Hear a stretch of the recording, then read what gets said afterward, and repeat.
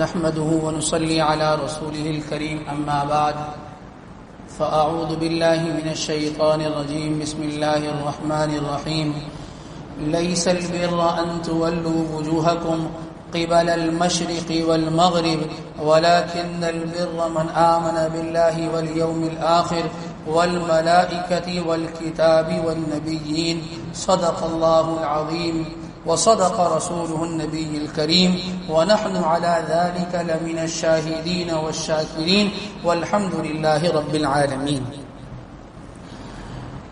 انتہائی واجب الاحترام معزز سامعین گرامی، آج ہم نے تراویح کے اندر دوسرے پارے کے 3 پاؤ اور تیسرے پارے کا نصف یعنی آدھے کی تلاوت آپ کے سامنے کی ہے.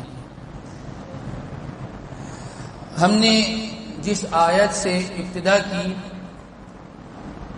اس میں اللہ تبارک و تعالیٰ فرماتے ہیں لیس البر ان تولوا وجوہکم قبل المشرق والمغرب.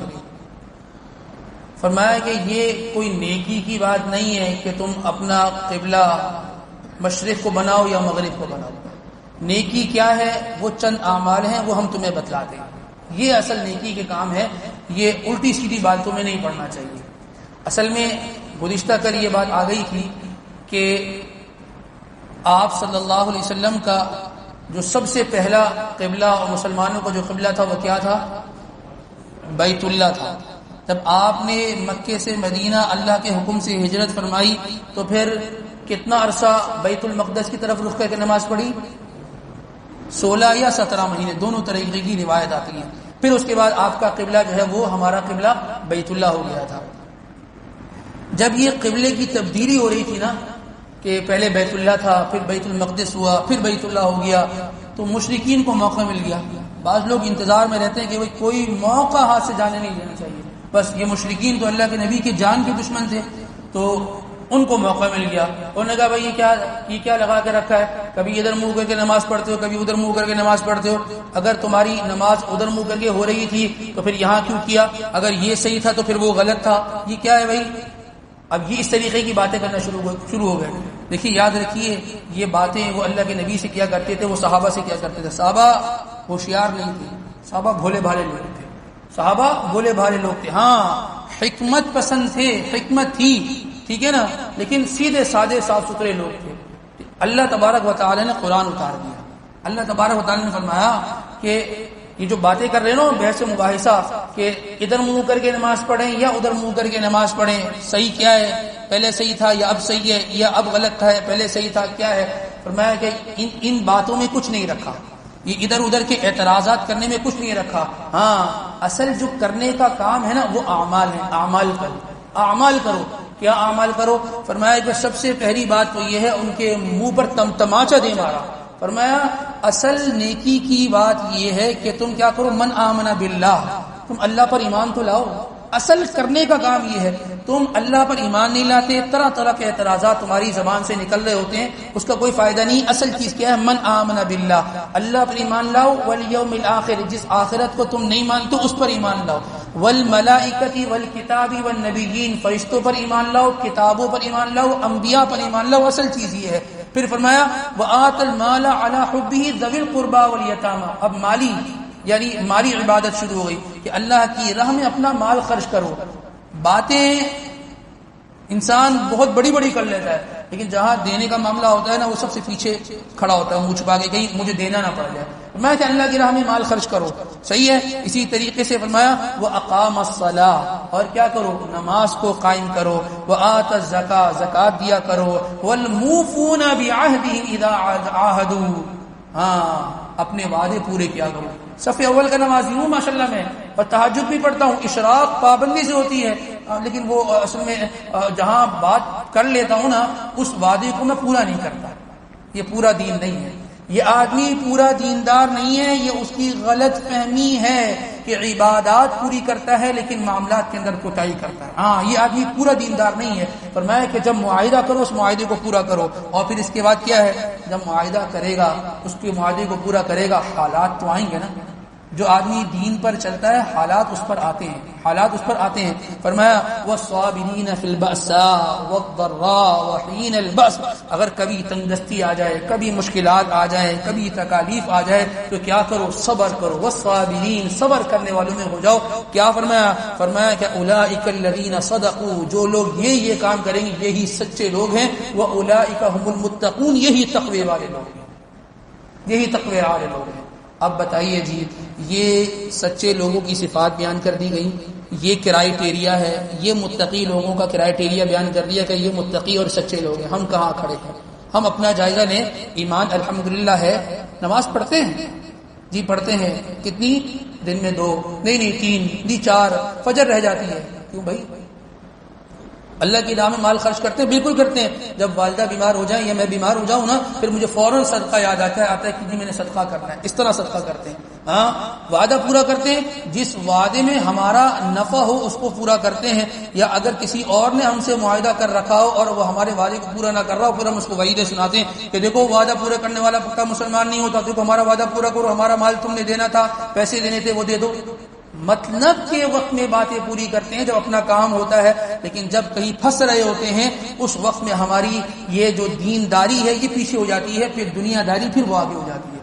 والصابرین فی البأساء، تنگ دستی ہر ایک پر حالات آتے ہیں، ہر ایک اللہ بچائے حالات سے.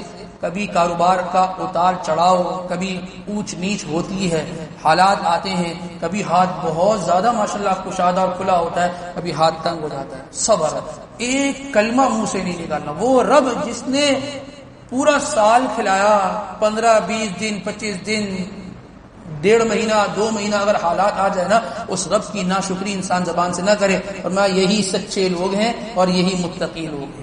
یہ متقی لوگوں کی اور سچے لوگوں کی صفات بیان کری. اس کے بعد اللہ تبارک و تعالیٰ فرماتے ہیں یا ایھا الذین آمنوا کتب علیکم القصاص فی القتل، اے وہ لوگوں جو اللہ اس کے رسول پر ایمان لائے، تمہارے اوپر قصاص فرض کیا گیا ہے. اگر کوئی کسی کو قتل کر دے تو بدلے میں حکومت وقت کی عدلیہ اس کو قتل کرے گی، ہم قتل نہیں کریں گے. ٹھیک ہے نا؟ یہ ان کے لیے حکم ہے. اصل یہ آیت نازل کی ہوئی، ذرا آپ کو یہ بتاتے ہیں. یہ آیت اس لیے نازل ہوئی کہ مشرکین مکہ کا یہ ایک تکبرانہ طرز عمل تھا. کیا تھا؟ تکبرانہ طرز عمل. اگر ان کے ہاں کوئی غلام کسی آزاد آدمی کو قتل کر دیا کرتا تھا نا، تو ہونا تو یہ چاہیے جس نے قتل کیا اسی کو قتل کرو قصاص میں. وہ ہوتا کیا تھا؟ تو کہتے تھے نہیں تمہارے غلام نے ہمارے آزاد کو قتل کیا ہے، یا ہم بدلے کے اندر 2 غلام قتل کریں گے. ہاں، 1 نہیں 2، تمہارا غلام ہمارا آزاد، یہ 2 ملاؤ گے تب جا کے ہمارا 1 بنے گا. اچھا جی. اور اگر کوئی آزاد کسی غلام کو قتل کر دیا کرتا تھا تو کہتے تھے اوہو آزاد نے غلام کو قتل کیا ہے، تمہارے غلام کی اتنی ویلیو ہے کہ اس کے بدلے میں آزاد کو قتل کرو گے؟ نہیں، اس کے بدلے میں ہمارے سے غلام لے لو، ہمارے غلام کو قتل کر دو. اس کو کچھ نہیں کہنا. یعنی جس کا گناہ ہوتا تھا اس کو اس گناہ کی سزا نہیں ملتی تھی. انصاف نہیں تھا، عادل نہیں تھا، برابری نہیں تھی. اس وجہ سے اللہ تبارک و تعالی نے اس آیت کو نازل فرمایا. جس ملک کے اندر، جس شہر کے اندر جن عدالتوں میں انصاف، عدل، برابری کا فقدان ہو، اس کو تباہ ہونے میں کوئی نہیں روک سکتا. اس کی تباہی پکی ہے جہاں انصاف نہیں ہوتا.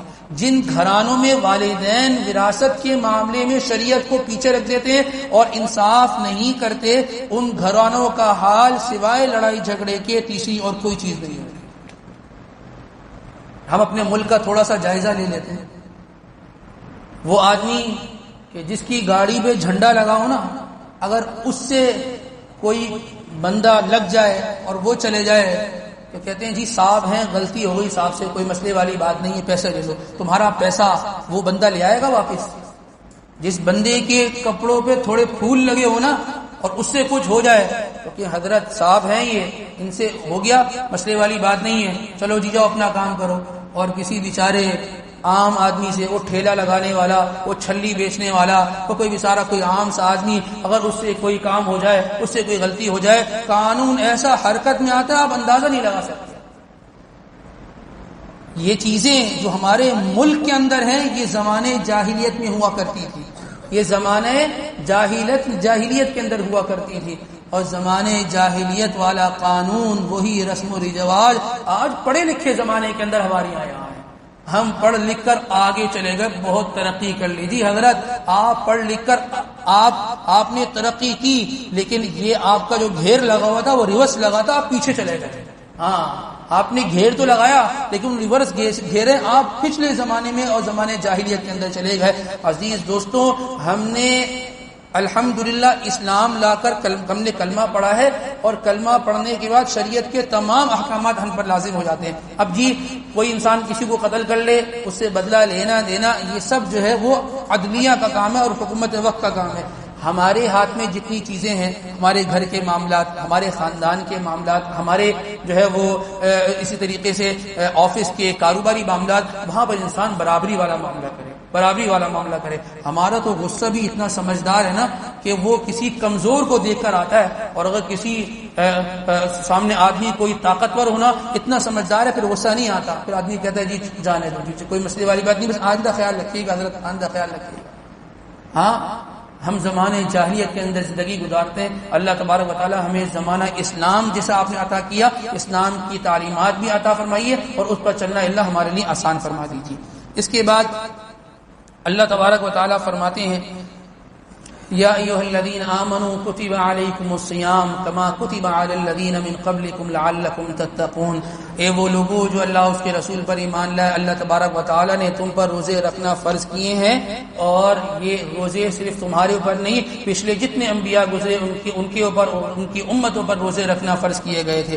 فرمایا ایام معدودات، خدا کی قسم اللہ فرماتے ہیں یہ روزے، یہ رمضان، یہ برکات، یہ بابرکت مہینہ ایام معدودات، گنے چنے چند دن ہیں۔ گن سکتے نہیں گن سکتا آدمی، 29 یا 30، آج ایک چلا گیا، کتنے 28 یا 29 ختم۔ یہ اتنی تیزی سے ختم ہوں گے ہم اندازہ نہیں لگا سکتے۔ ہاں، اور فرمایا فمن کان منکم مریضا او علی سفر فعدۃ من ایام اخر۔ ہاں، ایسا بھی نہیں ہے، کوئی ظلم کا نظام بھی نہیں ہے کہ بس کھانا پینا چھوڑنا ہے، اللہ کا حکم ہے۔ ہاں، اگر مریض ہو، مریض سے مراد کون سا ہے؟ جس کو نزلہ زکام ہو جائے، مریض سے مراد وہ مریض ہے کہ جس کو دیندار ڈاکٹر اس بات کا مشورہ دیں کہ جی آپ کے لیے روزہ چھوڑنا بہتر ہے، اگر نہیں چھوڑیں گے تو آپ کی بیماری کے اندر اضافہ ہو جائے گا، یا آپ اللہ نہ کرے آپ ہلاک ہو جائیں گے، ختم ہو جائیں گے، تو ایسے شخص کے لیے روزہ چھوڑنے کی اجازت ہے، وہ بعد میں پھر اپنے روزے کی قضا کر لے، ٹھیک ہے۔ لیکن ڈاکٹر کون سا ہونا چاہیے؟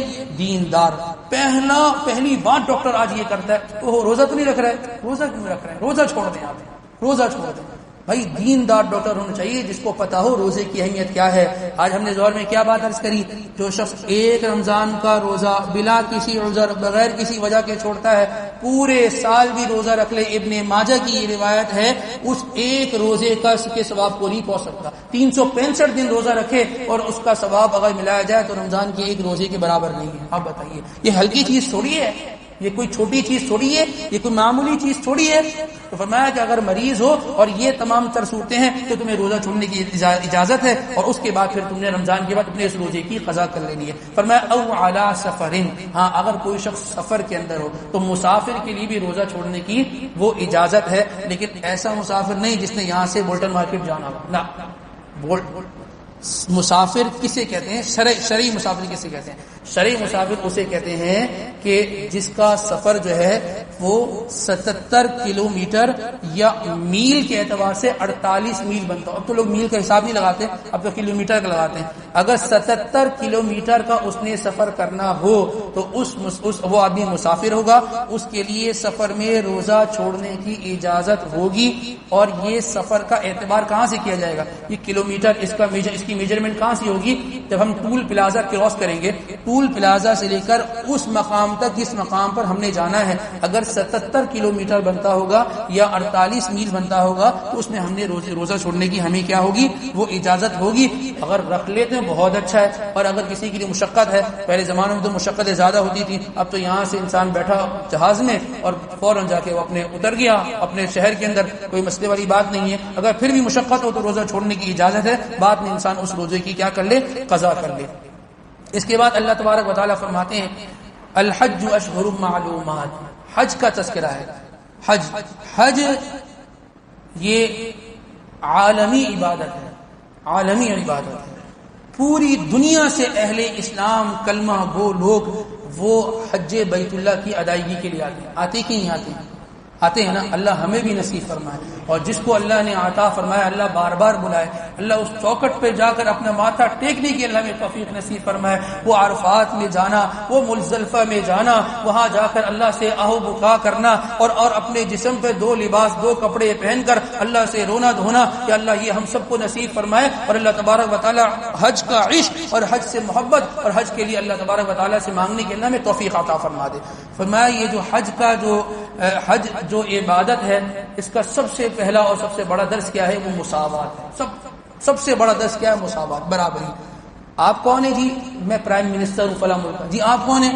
میں سبزی بیچتا ہوں. اچھا جی دونوں کے کپڑے ایک جیسے، ایسے ہی ہے نا، دونوں کے کپڑے ایک جیسے، دونوں کی چپلیں ایک جیسی.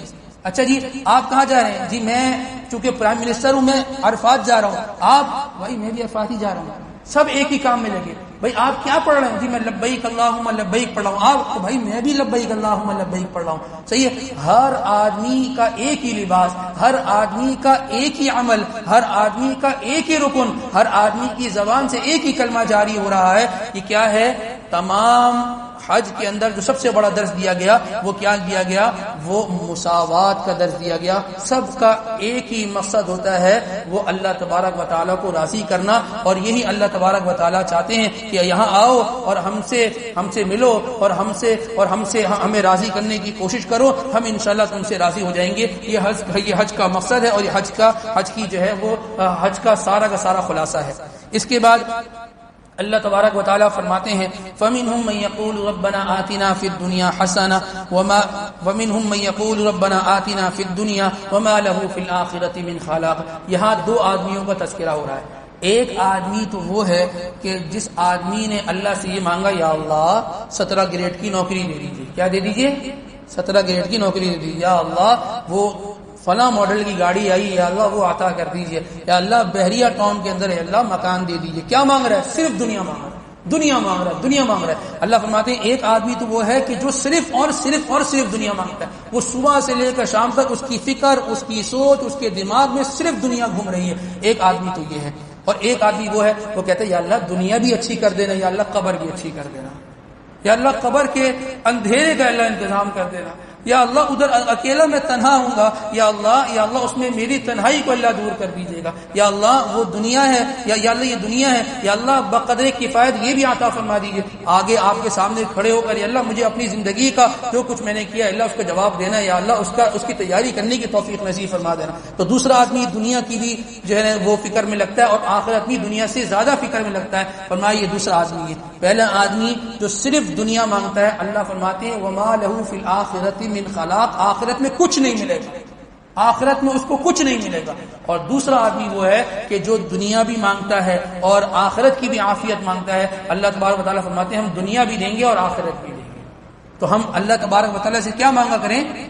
دونوں چیزیں مانگا کریں. نماز کے بعد امام صاحب جو دعا مانگتے ہیں کیا مانگتے ہیں؟ ربنا آتنا فی الدنیا حسنہ وفی الآخرۃ حسنہ وقنا عذاب النار. یہ دعا صرف امام صاحب نے نہیں مانگنی، یہ جتنا مجمع نماز میں شریک ہوتا ہے اس سب کی ذمہ داری ہے. کم سے کم نماز کے بعد تو ایک مرتبہ اللہ تبارک و تعالیٰ سے معانی اور مفاہیم کو دل و دماغ کے اندر مستحضر رکھتے ہوئے اللہ تبارک و تعالیٰ سے یہ دعا کریں. انشاءاللہ اللہ دنیا بھی دے گا، دنیا کی جھنجھٹوں سے بھی اللہ چھٹکارا عطا فرمائیں گے، اور اللہ تبارک و تعالیٰ اخروی اعتبار سے بھی ہمیں کیا کریں گے؟ سرخری عطا فرما دیں گے. اس کے بعد اللہ تبارک و تعالیٰ ایک آدمی تھا اس کا تذکرہ فرماتے ہیں. فرمایا وَمِنَ النَّاسِ مَن يُعْجِبُكَ قَوْلُهُ فِي الْحَيَاةِ الدُّنْيَا وَيُشْهِدُ اللَّهَ عَلَى مَا فِي قَلْبِهِ. بعض لوگ ایسے ہیں کہ جن کا بات کرنا وہ تعجب میں ڈال دیتا ہے، تعجب میں ڈال دیتا ہے. ایک شخص تھا جس کا نام تھا اخنس ابن شریق. یہ یہودیوں میں سے تھا، لیکن کیا کرتا تھا؟ آپ صلی اللہ علیہ وسلم کے پاس آتا تھا اور ایسی گفتگو کرتا تھا کہ جس کو کہتے ہیں نا سحر کن گفتگو. بعض لوگوں کو اللہ پاک نے ایسا ملکہ دیا ہوتا ہے آپ ان سے لڑنے کے لیے تیار بیٹھے، اور وہ آتے ہیں وہ ایسی بات کرتے ہیں انسان کہتا ہے کہ یار یہ کیا ہوا، یعنی ایسی بات کرتے ہیں کہ سامنے والے کا جو نظریہ بدل جاتا ہے. کہتا ہے نہیں یار یہ جو میں نے اس کے بارے میں سوچ کے رکھا تھا نہیں ایسے نہیں ہے, یہ تو بڑے بہترین آدمی ان کی بات. ایسی بات کرتے ہیں, اپنی بات کو ایسا ثابت کرتے ہیں کہ جس کا کوئی اندازہ نہیں لگا سکتا. تو یہ آدمی انہی لوگوں میں سے تھا. فرمایا کہ یہ جو آدمی ہے اللہ کے نبی کے سامنے اسلام ظاہر کرتا تھا. اللہ تبارک و تعالیٰ نے فرمایا کہ نہ یہ جھوٹا ہے, یہ صرف لفاظی جانتا ہے, یہ صرف کیا کرتا ہے, یہ باتیں کرنا جانتا ہے, اندر سے اس کا دل ایمان کے نور سے یہ خالی ہے. بعض لوگوں کو اللہ تبارک و تعالیٰ نے یہ صلاحیت دنیا میں بھی عطا کی ہے. ماشاءاللہ بات کرتے ہیں, بہت اچھے طریقے سے بات کرتے ہیں اور اپنی بات کو ایسے مدلل انداز میں ثابت کرتے ہیں کہ جس کا کوئی انسان اندازہ نہیں لگا سکتا. بس ایک درخواست ان سے یہ ہے کہ اس صلاحیت کو کیا ہی اچھا ہو جائے ہم دین کے لیے استعمال کریں. اللہ کا دین لوگوں کے سامنے ایسے رکھو نا کہ سامنے والا بغیر مانے رہ نہ سکے. یہ صلاحیت دنیا کے لیے کیوں استعمال ہو رہی ہے, دین کے لیے بھی استعمال ہو جائے. انشاءاللہ اس صلاحیت کو 4 چاند لگ جائیں گے. اس کے بعد اللہ تبارک و تعالیٰ فرماتے ہیں وَمِنَ النَّاسِ مَن يَشْرِي نَفْسَهُ ابْتِغَاءَ مَرْضَاتِ اللَّهِ. بعض لوگ ایسے ہیں کہ جو اپنا سب کچھ دے دیتے ہیں, کہتے ہیں بس اللہ راضی ہو جائے, سب کچھ چلا جائے, رب مجھ سے راضی ہو جائے, سب مجھ سے لے لو لیکن اللہ کی رضا مجھے مل جائے, بس میں کامیاب ہو گیا اور میں سب سے بڑا مالدار ہوں. یہ آیت جو نازل ہوئی تھی حضرت صہیب رضی اللہ تعالی عنہ کے بارے میں. آپ مکے سے ہجرت فرما رہے تھے مدینے کی طرف. کس کے پاس جا رہے تھے؟ آقا نامدار سرکار دو عالم صلی اللہ علیہ وسلم کے پاس جا رہے تھے. راستے میں مشرکین نے روک لیا, بولا کہا جی مدینے جا رہا ہوں. کیوں؟ حضور کے پاس جا رہا ہوں. کہا کہ ہم تو جانے نہیں دیں گے. کہا اچھا. اپنے ترکش سے تیر نکالے. کہا یہ تیر دیکھ رہے ہو, تم جانتے ہو میں تیر اندازی میں کتنا تیز ہوں, میرا تیر کبھی خطا نہیں ہوتا. کہا ہاں جانتے تو ہیں, تم تیر بازی کے اندر تم بڑے تیز ہو اور تمہیں اس میں بڑی مہارت ہے.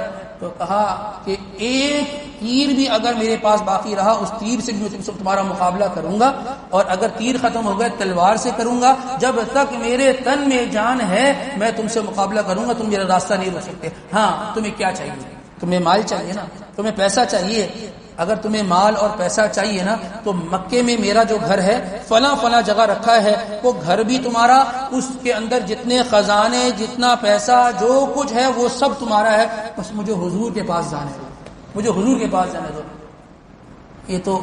یہ جو غیر مسلم ہے نا, ٹھیک ہے نا, ان کے پاس جتنا مال ہے نا اتنے زیادہ یہ نیت کے خراب بھی ہیں اور ندیدیں ہیں, ان کی فوراً رال ٹپکتی ہے. کہا اچھا مکان بھی, جگہ بھی, پیسہ بھی, ساری دولت؟ کہا ہاں مجھے کچھ نہیں چاہیے, خالی خودی جا رہا ہوں, حضور کے پاس جا رہا ہوں, سب لے لو لیکن مجھے حضور کے پاس جانے دو بس. انہوں نے کہا ٹھیک ہے بہترین سودا ہے, جاؤ تمہارا راستہ ہم چھوڑ دیتے ہیں اور تمہارا مال ہم لے لیتے ہیں. ان کی اس قربانی میں جب وہ اللہ کے نبی کے مجلس میں حاضر ہو مدینے جا کر, اللہ نے قرآن اتار دیا, یہ وہ شخص ہے جو اپنا سب کچھ قربان کر کے آیا حضور آپ کے لیے, حضور آپ کے لیے قربان کر کے آیا. آپ مجھے بتائیے ہم اپنے نبی کے لیے, ہم اپنے اللہ کے لیے کیا قربان کرتے ہیں؟ ہمیں تو اپنی نیند زیادہ محبوب ہے نماز سے, ہمیں تو موبائل فون کا استعمال کرنا وہ زیادہ محبوب ہے, ہم قرآن پاک کی تلاوت نہیں کرتے. ہم نے کیا قربانی دی؟ یہ صحابہ تھے, اولئک آبائی و جدی فجئنی بمثلہم, یہ ہمارے باپ دادا تھے, یہ بڑے تھے ہمارے, اور ہم کیا کر رہے ہیں؟ یہ ہمارے بڑے تھے, ہمیں تو ان کے نقش قدم پہ چلنا تھا. ہم کہاں نکل گئے؟ ہم کس راستے میں نکل گئے؟ ہم راستہ بھٹک گئے. اور جو آدمی غلط راستے میں نکلتا ہے وہ آدمی پھر کسی ایسی جگہ جا کے پہنچتا ہے جو جگہ اس کے لیے بالکل ناموافق ہوتی ہے, اور انسان کو وہاں پر کیا ہوتا ہے, پہنچ کر نقصان ہوتا ہے. اس کے بعد اللہ تبارک و تعالیٰ فرماتے ہیں یسألونک ماذا ينفقون. صحابہ آپ علیہ السلام کے پاس آئے اور فرمایا کہ اے اللہ کے نبی آپ یہ بتائیں کہ ہم اللہ کی راہ میں کیا خرچ کریں, ہم اللہ کی راہ میں کیا خرچ کریں. سوال کیا تھا, کیا خرچ کریں. جواب کیا دیا؟ فرمایا قل ما انفقتم من خیر فللوالدین والاقربین والیتامى والمساکین وابن السبیل. فرمایا کہ تم اپنے مال میں سے اپنے والدین پر, اپنے رشتہ داروں پر, مسکینوں پر, مسافر پر خرچ کرو. سوال کیا تھا, کیا خرچ کریں. جواب کیا مل رہا ہے, ان لوگوں پر خرچ کرو, ان لوگوں پر خرچ کرو. یعنی سوال کچھ جواب کچھ، سوال اور جواب میں عدم مطابقت نہیں ہے۔ سوال کیا تھا کہ ہم کیا خرچ کریں، جواب آیا ہے کہ ان لوگوں پر خرچ کرو۔ اللہ تبارک و تعالی نے یہ بتلا دیا کہ یہ نہیں پوچھو کہ کیا خرچ کرنا ہے، بھئی جو ہے خرچ کرو، ہاں کن پر خرچ کرنا ہے۔ سب سے پہلا جو اس میں نام ذکر کیا وہ کس کا ذکر کیا کہ اپنے دوستوں پہ خرچ کرو۔ کس پہ؟ دوستوں پہ خرچ کرنا ہے۔ دوست کو چائے کے ہوٹل بٹھا کے چائے پلانا ہے، اس کو کھانا زنگر برگر کھلانا نہ، فرمایا ماں باپ کو کھلاؤ۔ اپنا مال اپنے والدین پر خرچ کرو۔ والدین کی صرف خدمت یہ نہیں ہے کہ ابا کے ٹانگیں دبا دی، ابا کا سر دبا دیا، سر پہ تیل لگا دیا، جی ابا آپ کی خدمت ہو گئی۔ اصل ہے کہ اپنا مال، جب مال جیب سے نکلتا ہے نا جان بھی ساتھ نکلتی ہے۔ ہاں یہ مال اپنے ماں باپ پہ خرچ کرو۔ پوری زندگی جس باپ نے تمہیں مشقت اٹھا کر کھلایا، آج تم اس قابل بنے ہو، اللہ نے تمہیں مال اور دولت دی ہے، تم اپنے والدین پر خرچ کرو۔ اپنی تنخواہیں اپنے والدین سے مت چھپاؤ کہ کتنا کما رہا ہوں۔ والد بتاؤ ابا اتنا کما رہا ہوں، والدہ ہیں ابا اتنا کما رہا ہوں، اماں اتنا کما رہا ہوں۔ خدا کی قسم آپ دیکھیں گے یہ اتنا مجرب عمل ہے، جو شخص اپنے والدین پر اپنا مال خرچ کرتا ہے، اللہ وحدہ لا شریک کو گواہ کر کے بنا کر کہتا ہوں اس کے مال میں ضرور برکت ہوتی ہے، اس کے مال میں ضرور برکت ہوتی ہے۔ ہاں پھر فرمایا اپنے رشتہ داروں کو، بیچاری کوئی پھپھی ہے، اس کے بیچارے کا کوئی نہیں ہے، مہینے کا باندھ دو نا، کچھ پھپھی کو جا کر دے دو، اگرچہ اماں منع کریں، پھپھی ہے دے دو۔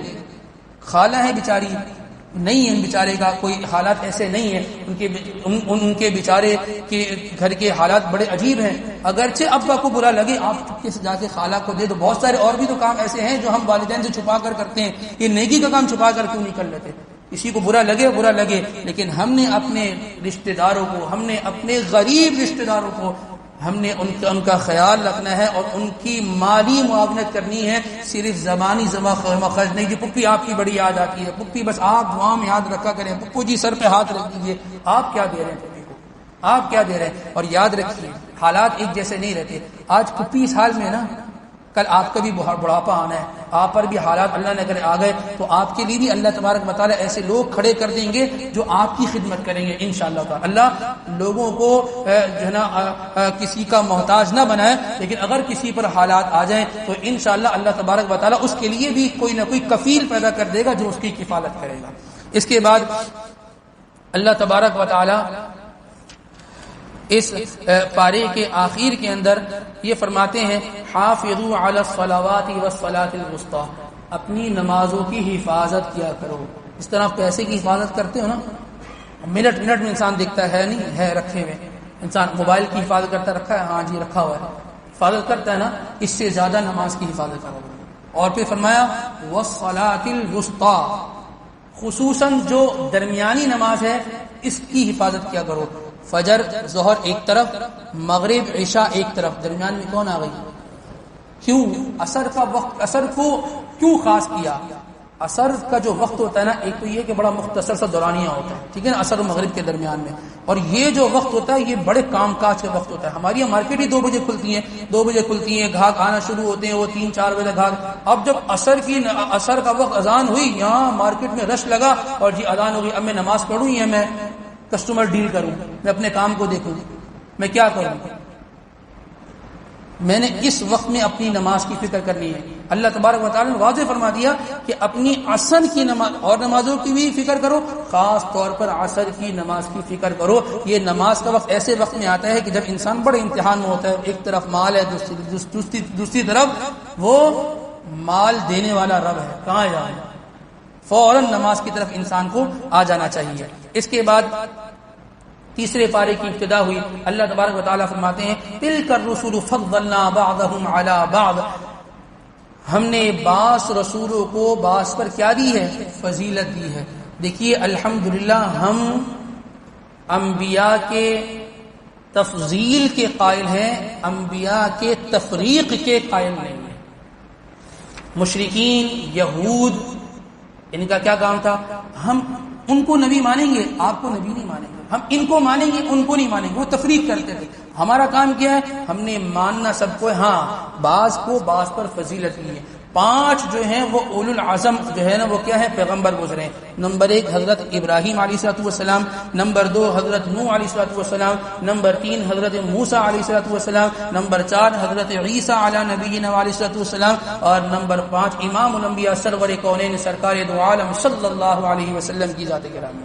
یہ 5 جو ہے وہ اولو العزم انبیاء گزرے ہیں. یہ ہمیں یاد بھی ہونا چاہیے، اور ہم نے ہر نبی کو اس کا مرتبہ اور اس کا رتبہ اور اس کا مقام دینا ہے.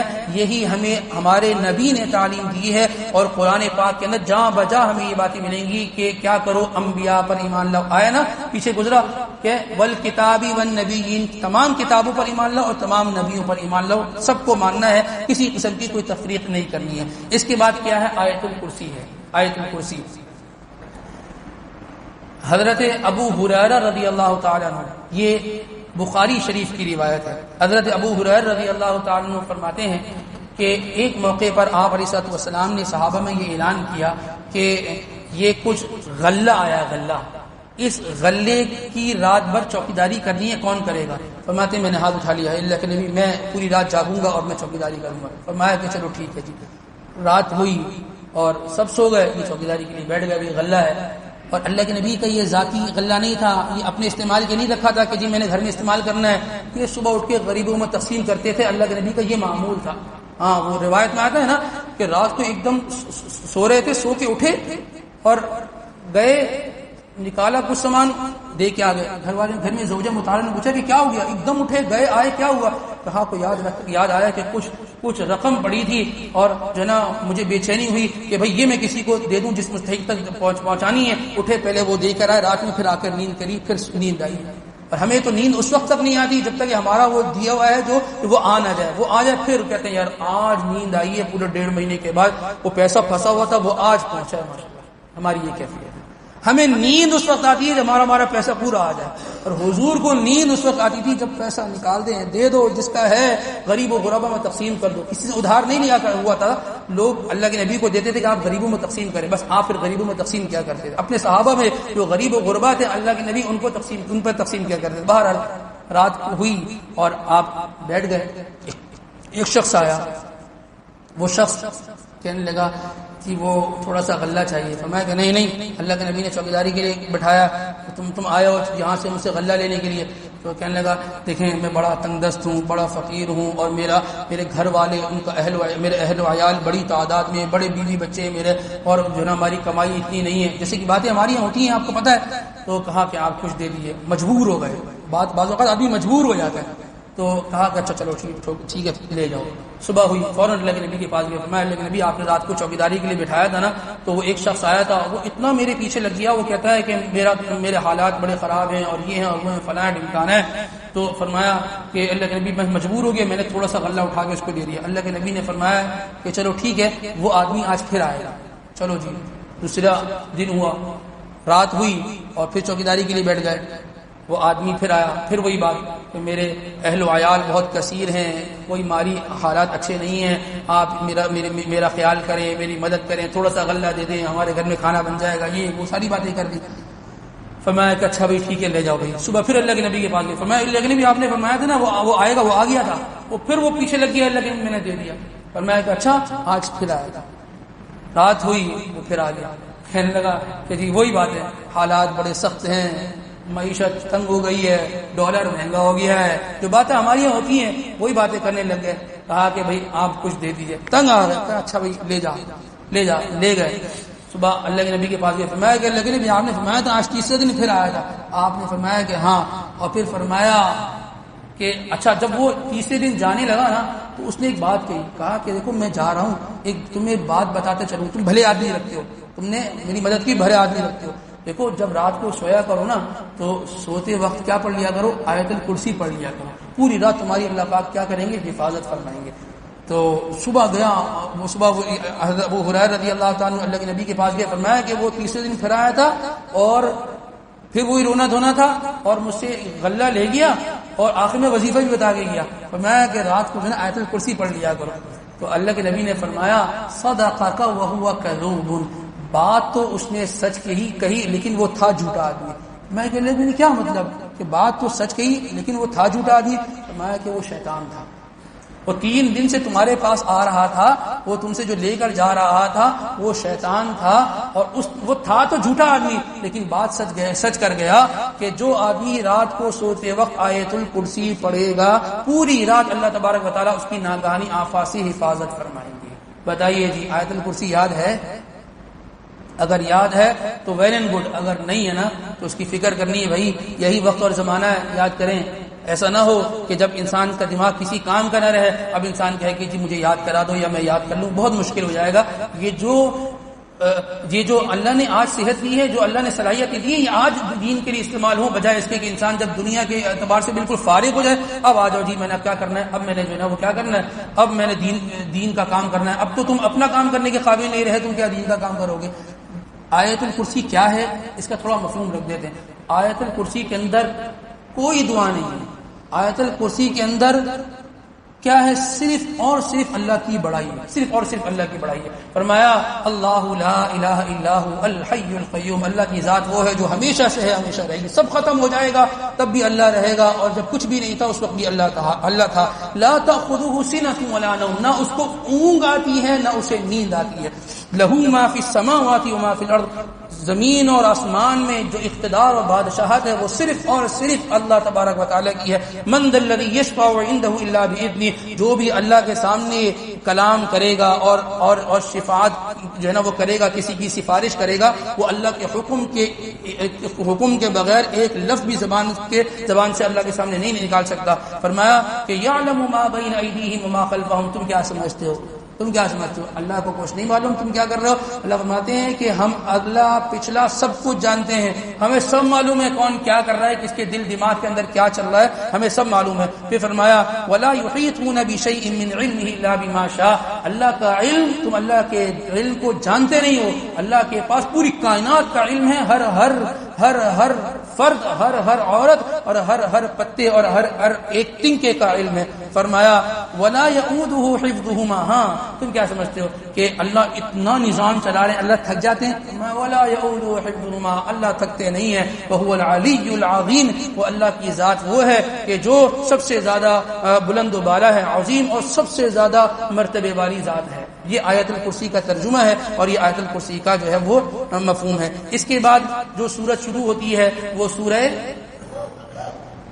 آل عمران شروع ہوتی ہے۔ کیا نام ہے؟ آل عمران۔ یہ کون سی سورت ہے؟ دوسری ہے، تیسری ہے۔ فاتحہ، سورۃ البقرہ، سورہ آل عمران۔ آل عمران، آل عمران، عمران کے گھر والے، ٹھیک ہے۔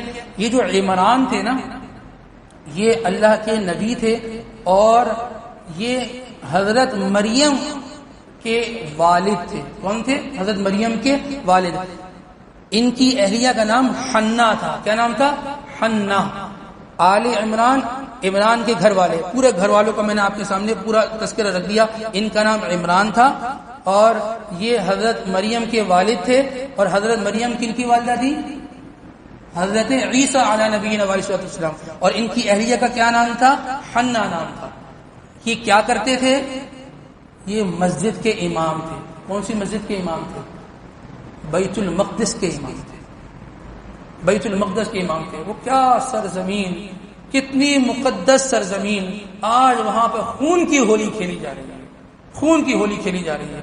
اللہ وہاں کے مکینوں کی حفاظت فرما، اللہ ان کو خوب قوت اور ہمت اور طاقت نصیب فرما، کفر کے منہ کو کالا فرما، اور اللہ اہل کفر اپنی نگاہوں سے، اپنی آنکھوں سے اپنی شکست اور اپنا رسوا کن مقام اپنی آنکھوں سے دیکھ لے۔